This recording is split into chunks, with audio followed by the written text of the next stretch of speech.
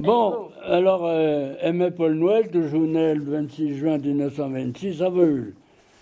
Alors, je vais vous raconter une petite histoire. Finalement, j'ai connu ça il n'y a pas longtemps. Chasse-veille à l'œil nu. Oh, tiens, te voilà, Paul.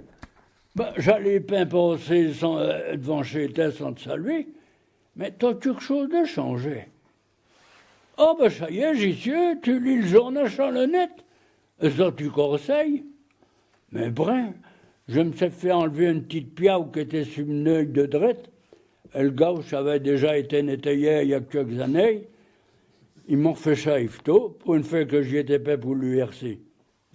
Oh dis, ça te rajeunit.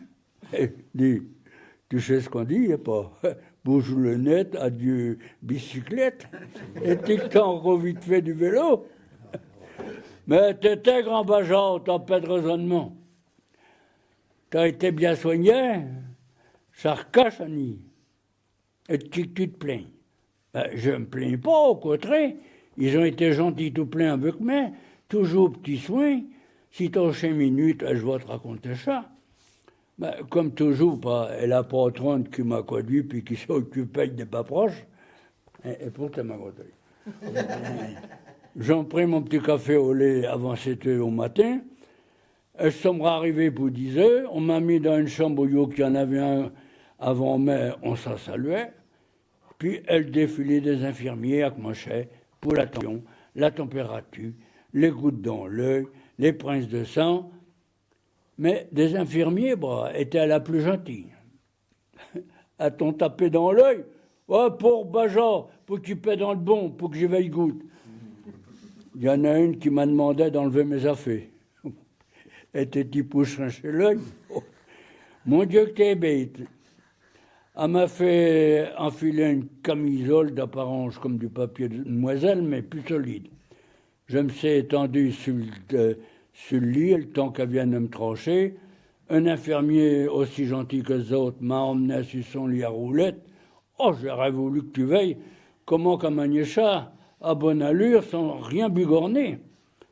En revenant, j'avais un pansement sur l'œil qui venait d'être opéré. Quand je me suis vu dans la glace, et ma bourgeoise qui rigolait. Je me suis reposé à 4 heures le veille.